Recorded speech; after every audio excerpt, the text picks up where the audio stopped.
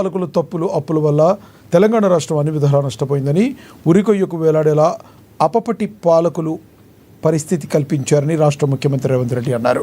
శుక్రవారం ఆదిలాబాద్ నిర్మల్ పట్టణంలో భాగంగా నిర్మల్ పట్టణంలో జరిగిన బహిరంగ సభలో బీఆర్ఎస్ పై విమర్శలు గుప్పించారు.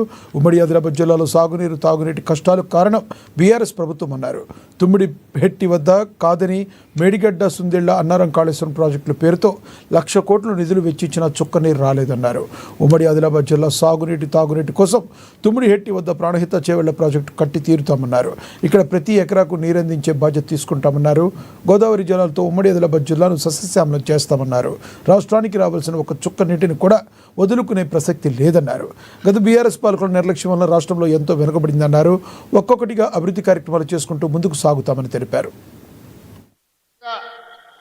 బాధ్యత తీసుకున్న 2021 సంవత్సరంలో మొట్టమొదటి కార్యక్రమం పిసిసి అధ్యక్షుడిగా ఈ ప్రాంతానికి నిర్మల్ పట్టణానికి రావడం జరిగింది.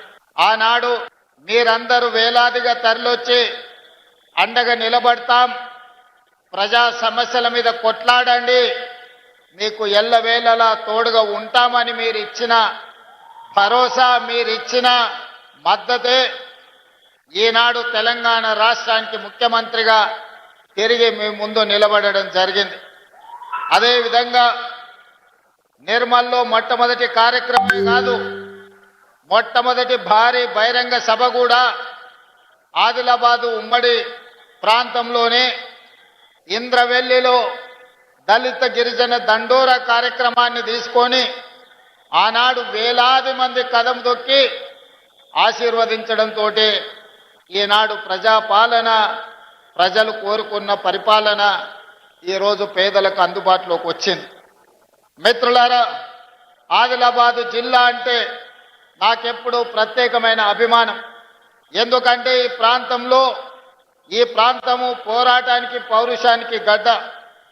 ఆనాడు జల్ జంగల్ జమీనుతో కొమరం భీముడు కొట్లాడినా, లేదా రామ్జీ గోండు తన పౌరుషాన్ని ప్రదర్శించిన 1000 ఊర్ల మర్రి సజీవ సాక్ష్యంగా ఈ ప్రాంతంలోనే ఉంది. ఆనాడు ఈ ప్రాంత అడవి కోసము, ఈ ప్రాంత నీళ్ల కోసము, ఈ ప్రాంత భూమి కోసము కొట్లాడి ఆదర్శంగా నిలబడ్డ ప్రాంతమే ఆదిలాబాదు ప్రాంతం. రామ్జీ గోండ్ కొమరం భీముడిని ఆదర్శంగా తీసుకొని పోరాటాలు చేసి సాధించుకున్న తెలంగాణ రాష్ట్రంలో అత్యంత వెనుకబడిన ఆదిలాబాదు జిల్లాకు ఎంతో న్యాయం జరగాల్సి ఉండే. కానీ జరగాల్సినంత న్యాయము, రావాల్సినన్ని నీళ్లు, చేయాల్సినంత అభివృద్ధి ఉమ్మడి ఆదిలాబాదు జిల్లాలో జరగలేదు. అందుకే ఆదిలాబాదు జిల్లాను పాలమూరు జిల్లాకెంత ప్రత్యేకంగా నేను ఏ ప్రాంతం నుంచి అయితే వచ్చినో ఆ ప్రాంతానికి ఏ విధంగా నిధులను అందించి అభివృద్ధి చేయాలని అనుకుంటున్నానో పాలమూరు జిల్లాతో సమానంగా ఆదిలాబాదు జిల్లా అభివృద్ధి కోసం నిధులు ఇస్తానని చెప్పాను. ఖచ్చితంగా ఈ ప్రాంతానికి నిధులు ఇవ్వడమే కాదు, పరిశ్రమలను మంజూరు చేసి ఈ ప్రాంతాన్ని అభివృద్ధి చెయ్యాలని మా ప్రభుత్వము ఉక్కు సంకల్పంతో ముందుకు వెళ్తుంది. మిత్రులారా, ఈనాడు ప్రారంభించుకున్న చనాక కొరాట కావచ్చు, లేకపోతే సదర్మట్ బ్యారేజ్ కావచ్చు, ఈ ప్రాజెక్టులన్నీ కూడా 10 సంవత్సరాలలో అనుకుంటే ఎప్పుడో పూర్తయి ఈ ప్రాంతానికి న్యాయం జరిగి ఉండేది.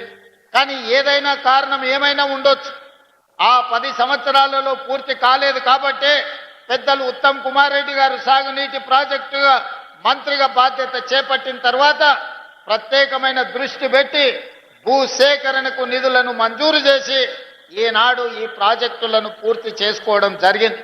మిత్రులారా, ఆనాడు డాక్టర్ వైఎస్ రాజశేఖర రెడ్డి గారు, శ్రీమతి సోనియా గాంధీ గారి నాయకత్వంలో మొదలుపెట్టిన Pranahita Chevella project, doctor Babasaheb Ambedkar Pranahita Chevella project ఆదిలాబాదుకు 2-2.5 లక్షల ఎకరాల నీళ్లు ఇవ్వాల్సి ఉండే.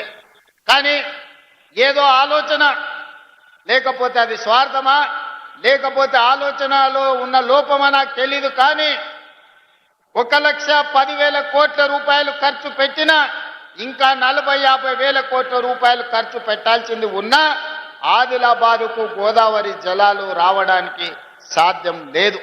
అందుకే ఈనాడు మన ప్రభుత్వం వచ్చిన తర్వాత ఆలోచన చేసినాం. ఆదిలాబాదు రైతాంగానికి నీళ్లు ఇవ్వాలి అంటే తుమ్మిడి హెట్టి దగ్గర ప్రాణహిత చేవెళ్ల ప్రాజెక్టును కట్టాల్సిందే, కట్టి తీరవలసిందే. తుమ్మిడి హెట్టి ప్రాంతంలో ప్రాజెక్టును కట్టి ఆదిలాబాదుకు నీళ్లు ఇవ్వాలని నిర్ణయం తీసుకున్నాం. దానికి సంబంధించిన సర్వేలు జరుగుతున్నాయి, నివేదికలు తయారు అవుతున్నాయి. బడ్జెట్ సమావేశాల లోపు ఉత్తమ్ కుమార్ రెడ్డి గారికి సూచన చేస్తున్నా, ఈ తుమ్మిడిహెట్టి దగ్గర నిర్మించాల్సిన ప్రాజెక్టు సంబంధించిన సంపూర్ణమైన నివేదికను తయారు చేయండి. ఆదిలాబాద్ రైతాంగానికి సాగునీరును అందించి ఈ ప్రాంతాన్ని ఆదుకుందాం. తుమ్మిడిహెట్టి దగ్గర ప్రాజెక్టు నిర్మించుకుందాం. మనకు రావాల్సిన నీళ్లను ప్రతి చుక్కను మనం ఒడిసి పట్టుకుందామని చెప్పి ఉత్తమ్ కుమార్